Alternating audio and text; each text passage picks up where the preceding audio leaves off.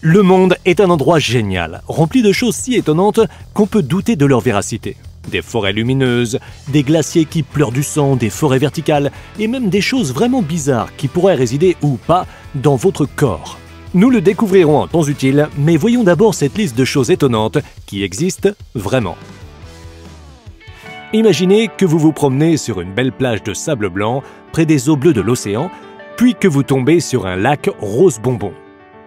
Si cela vous arrivait, cela voudrait dire que vous êtes au lac Ilié ou au lagon Hutt en Australie. Il est situé sur l'île Middle et sa couleur permanente de milkshake à la fraise est due au niveau extrêmement élevé de sel dans l'eau et à une plante unicellulaire appelée Dunaliella. Lorsque le lac atteint son niveau de sel maximum en été, la plante produit des composés roses appelés caroténoïdes. Cela semble irréel, mais ce n'est pas le seul endroit où vous verrez de l'eau d'une couleur folle. Blood Falls est une chute d'eau rouge sang haute de 5 étages provenant du glacier Taylor dans les vallées sèches de McMurdo en Antarctique.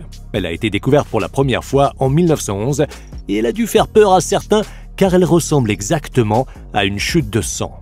Au début, les explorateurs pensaient que la couleur rouge provenait de certaines algues, mais la vérité s'est avérée plus spectaculaire que cela. Il y a environ 2 millions d'années, le glacier Taylor a enfermé sous lui-même une petite masse d'eau qui contenait une communauté de microbes préhistoriques. Ces microbes, qui existaient dans un endroit sans lumière, sans oxygène et avec très peu de chaleur, sont la définition de la soupe primordiale et ont été piégés sous la glace pendant des millions d'années jusqu'à présent.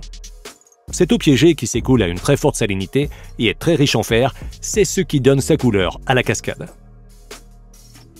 Certaines choses sur la planète ont une taille extraordinaire et le crabe araignée géant du Japon est l'une d'elles.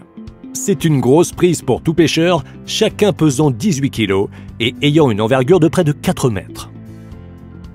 Il s'agit du plus gros crabe au monde et il pourrait aussi avoir la plus longue durée de vie de tous les crabes, jusqu'à 100 ans.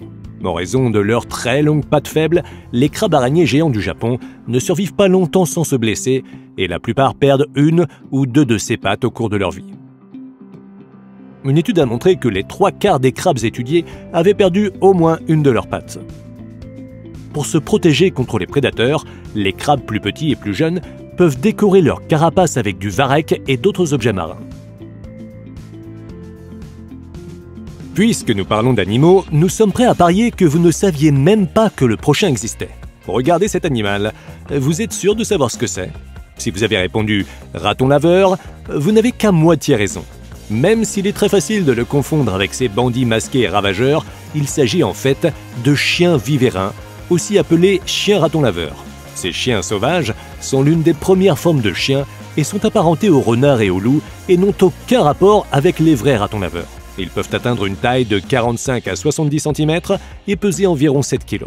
On les trouve en Asie, au Japon, en Russie et en Chine. Pour ceux qui pensent que ce serait un animal amusant à posséder, ils ont les mêmes tempéraments et attitudes horribles que les vrais ratons laveurs et font de très mauvais animaux de compagnie. La grotte Hang Son Dong, soit grotte de la rivière de la montagne en français, est située au Vietnam et est la plus grande grotte du monde. Et quand on dit grande, on ne plaisante pas. Découverte en 1991 par un habitant de la région, la grotte a dû être étudiée et s'est avérée longue de plus de 5 km et certains passages s'ouvraient sur une largeur de 150 mètres et une hauteur de plus de 200 mètres à certains endroits.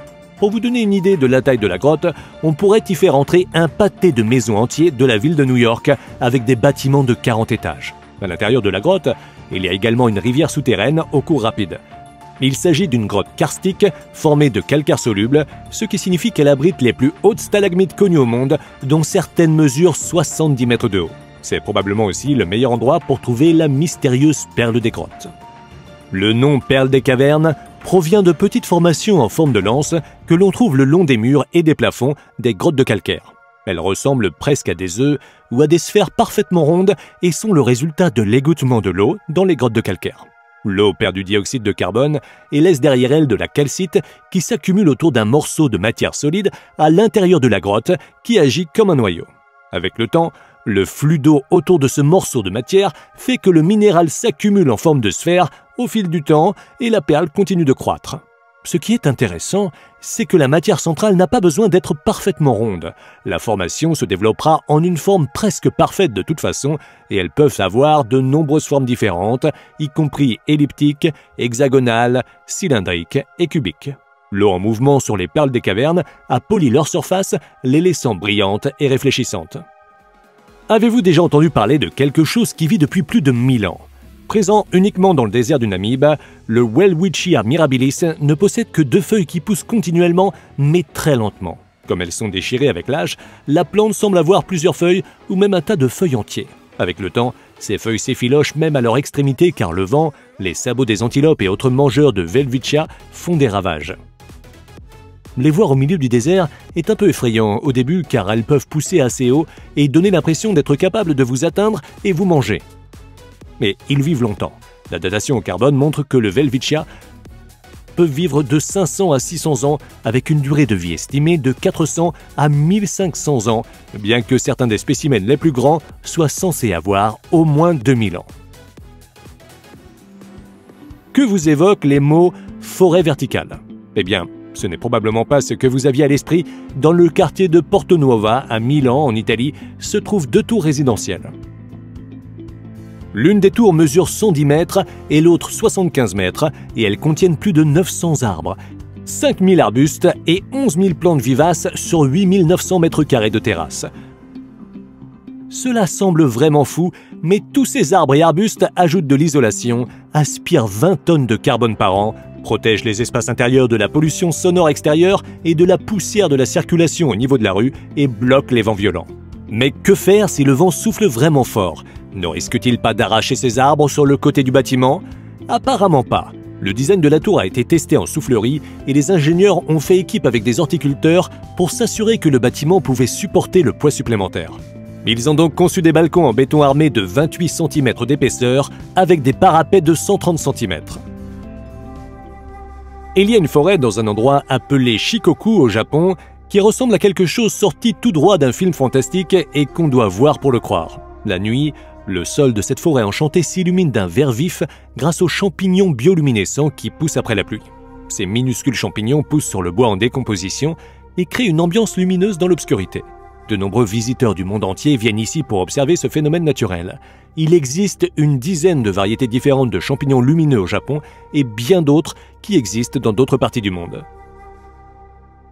Tant que nous sommes sur le sujet des jolies lumières, l'une des choses étonnantes qui existent vraiment est la foudre volcanique.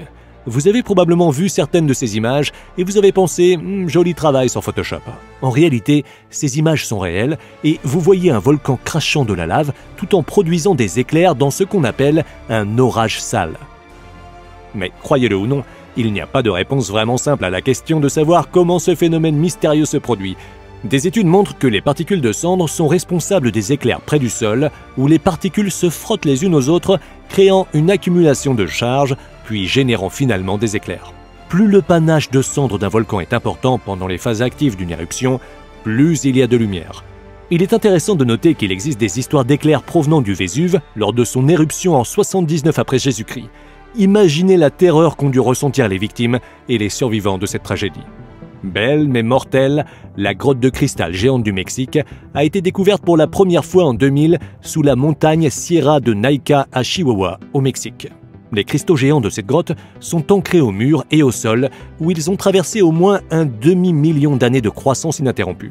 Beaucoup de ces cristaux sont assez larges pour qu'on puisse les traverser à pied et certains pourraient penser que cela ressemble à la forteresse de Superman. Ils ont probablement été formés par le magma qui a poussé vers la surface lors de la formation de la Sierra de Naica. La grotte de cristal géante est une cavité en forme de U faite de calcaire où elle a été remplie d'eau souterraine pendant des milliers d'années. Le magma sous la grotte l'a gardé au chaud, mais lorsque les températures sont descendues en dessous de 58 degrés Celsius, le calcium et le sulfate se sont transformés en sélénite et les cristaux à teinte blanche se sont répandus dans la grotte. Cela peut sembler être un endroit amusant à visiter, mais les températures élevées et la montée des eaux l'ont rendue trop dangereuse pour quiconque. Les cristaux sont certainement étonnants à regarder, mais le bismuth est probablement le plus joli. Le bismuth se forme en arc-en-ciel multicolore et prend des formes géométriques incroyablement aléatoires. Il est 86% aussi dense que le plomb, mais il est très cassant.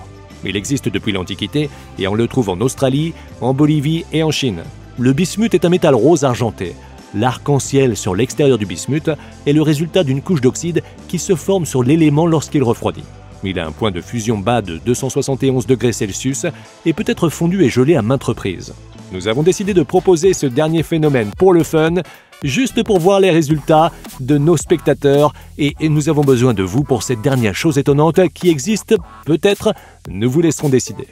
Il y a un muscle que vous pourriez avoir dans votre avant-bras ou pas.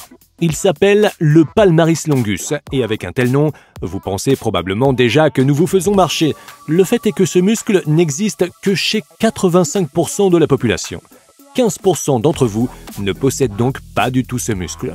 Alors, comment savoir si vous l'avez? C'est facile. Il suffit de pincer votre pouce et votre petit doigt ensemble. Si un tendon dépasse de votre poignet, vous avez alors un de ces muscles. Si vous faites partie de ceux qui n'en ont pas, félicitations, vous êtes unique. Nous espérons que cette vidéo vous a plu. Vous connaissez quelque chose de vraiment étonnant qui existe vraiment? Parlez-nous-en et nous pourrions le présenter dans une prochaine vidéo. N'oubliez pas de vous abonner et d'activer les notifications afin d'être informé de la sortie de la prochaine. Merci pour votre visionnage.